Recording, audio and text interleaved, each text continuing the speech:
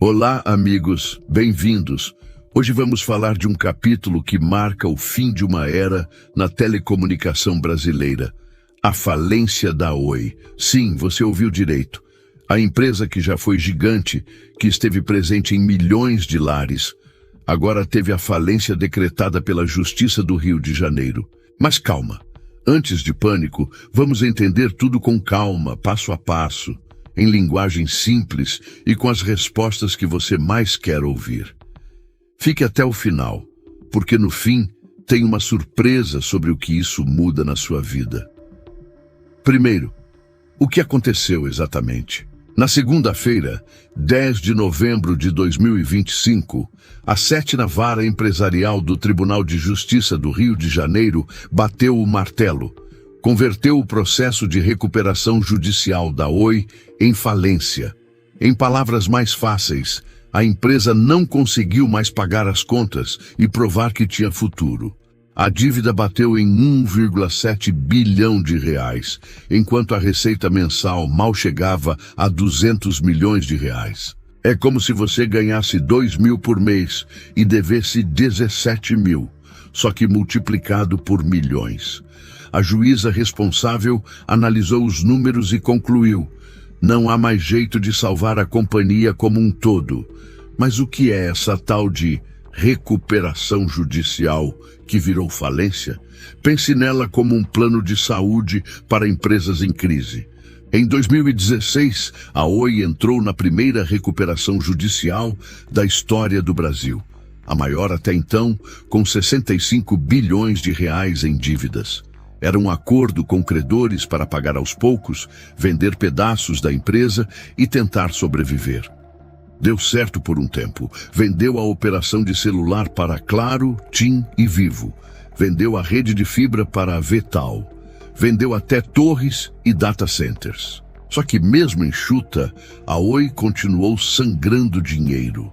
Em 2023, entrou numa segunda recuperação judicial. E agora, em 2025, a justiça disse: chega.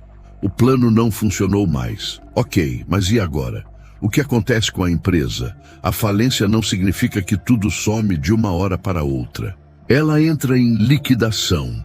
Um administrador judicial vai vender o que sobrou, prédios, equipamentos, marcas, contratos, e usar o dinheiro para pagar credores na ordem certa. Primeiro vêm os trabalhadores com salários atrasados, depois impostos, depois fornecedores essenciais, por último, bancos e grandes credores. Acionistas só recebem se sobrar algo. E pelo tamanho do buraco, é quase certo que não sobre nada. Agora vem a pergunta que não quer calar. E eu, cliente, fico sem telefone, sem internet? Respira fundo. Não, pelo menos não imediatamente. A justiça determinou que serviços essenciais continuem funcionando por enquanto.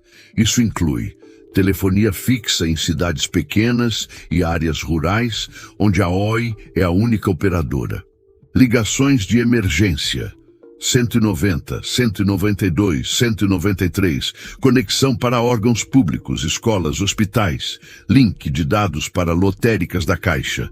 Tudo isso fica sob supervisão do juiz para evitar caos social. Ou seja, se você mora numa cidade grande e usa só celular, talvez nem sinta. Mas se depende da linha fixa da Oi em cidade pequena, o serviço segue por hora.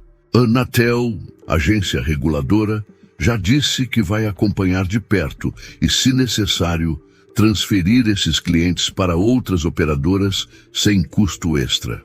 Mas isso leva tempo. E os funcionários?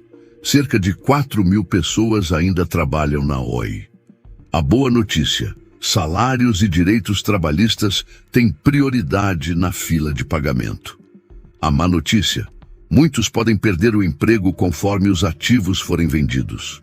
Alguns serviços podem ser absorvidos por outras empresas, mas não há garantia de recontratação. Investidores, atenção, as ações da Oi na B3 despencaram. Quem apostou na recuperação perdeu quase tudo.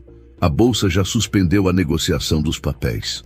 Se você tem ações guardadas, infelizmente, o mais provável é virar enfeite de gaveta.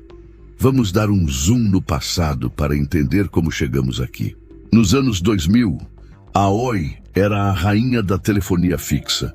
Comprou a Brasil Telecom, virou Oi, prometeu revolucionar com banda larga e TV, mas cometeu erros clássicos.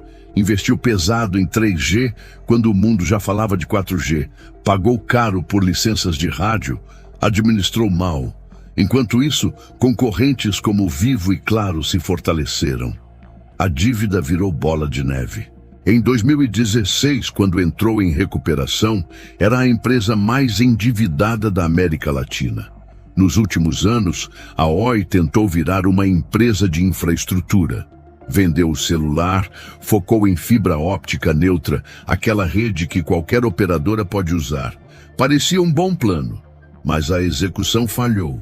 Clientes migraram para concorrentes, a receita caiu e os credores apertaram. A pandemia piorou tudo. Home office aumentou a demanda por internet, mas a Oi não tinha caixa para investir. E o que vem pela frente? 3 cenários possíveis. 1. Venda por partes. Cada ativo é leiloado separadamente. A rede de fibra remanescente pode interessar a Vital ou American Tower. Prédios e marcas vão para quem pagar mais. E 2. Compra de emergência. Um fundo de investimento ou concorrente compra o que sobrou por preço de banana e tenta ressuscitar pedaços. 3. Extinção total. Se ninguém quiser, a Oi some de vez do mapa. A Anatel já estuda um plano B para garantir que ninguém fique sem serviço essencial. Pode haver leilão reverso. O governo paga outra operadora para assumir linhas fixas em áreas remotas. Agora, a surpresa que prometi. Isso pode ser bom para o mercado.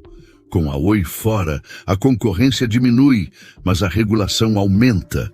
Outras empresas terão incentivo para investir em fibra, onde a Oi deixou buracos. E você, consumidor, pode ganhar pacotes mais baratos ou migração facilitada. Para fechar, a falência da Oi é o fim de uma empresa, mas não o fim da telefonia no Brasil. É um lembrete de que até gigantes caem quando não se adaptam. Se você é cliente, acompanhe os comunicados da Oi e da Anatel. Se é credor, procure o administrador judicial. E se é investidor, bem, lição aprendida. Obrigado por ficar até aqui. Se gostou, compartilhe este vídeo com quem precisa saber. Semana que vem tem mais. Até lá, fique conectado, mas de preferência com uma operadora que pague as contas em dia.